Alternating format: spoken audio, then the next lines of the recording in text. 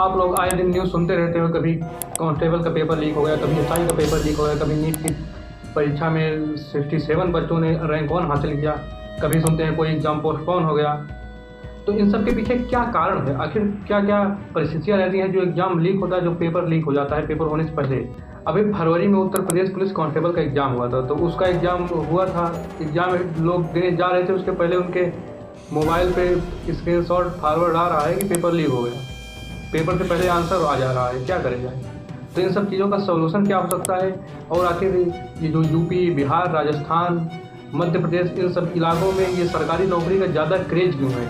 इसको इतनी ज़्यादा प्राथमिकता क्यों दी जाती है? आज की इस वीडियो में हम डिटेल में चर्चा करेंगे और साथ ही साथ यह भी हम आपको लास्ट में बताएंगे कि पेपर लीक के क्या उपाय हो सकते हैं, यानी कि क्या क्या किया जाए कि पेपर लीक ना हो।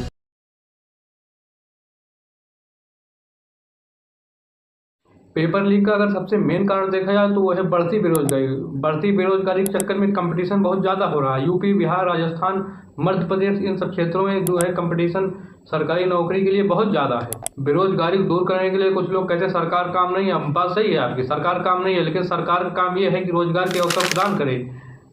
ठीक है, तो सरकार को रोजगार का अवसर प्रदान करना चाहिए। अगर आप किसी भी फील्ड में उठा देंगे, चाहे रेलवे, डिफेंस या फिर कोई अन्य सेक्टर में आप उठा के देख लें, सरकारी भर्तियों की संख्या में कमी है। वहाँ पे लोगों की और ज़रूरत है काम करने के लिए। अगर आप रेलवे विभाग में देखा जाए तो पोस्ट बहुत खाली है, लेकिन क्या किया जाए, भर्ती नहीं हो रही है, भर्ती नहीं निकाली जा रही है।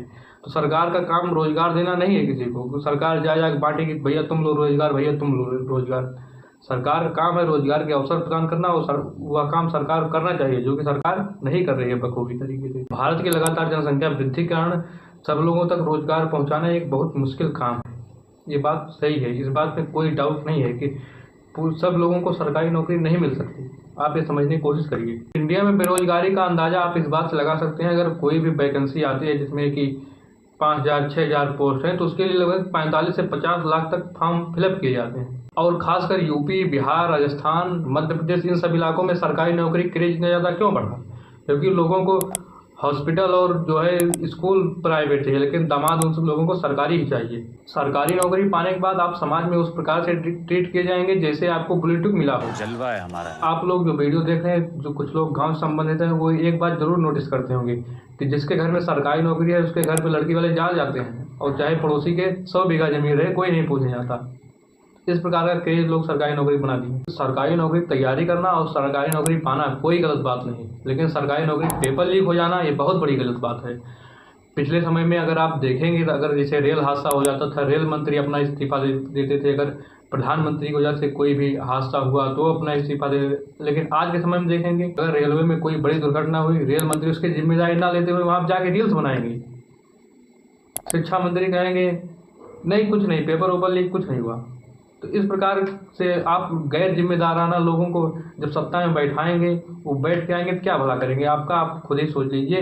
देखिए, जिम्मेदारी किसी को दी नहीं जाती, जिम्मेदारी ली जाती है, जिम्मेदारी समझी जाती है। आप पुराने समय में देखेंगे 1980 1990 के दशक में जब रेलवे में कोई भी बड़ी दुर्घटना या फिर हादसा होता था तो रेल मंत्री अपनी जिम्मेदारी लेते हुए इस्तीफा दे दिया करते थे। लेकिन आज के समय क्या है, वहाँ पे जाएंगे, रील्स बनाएंगे, दिन भर कवच कवच चिल्लाएंगे, जब ट्रेन लड़ जाएगी, हादसा हो जाएगा, इनका सब कवच भूल जाएगा।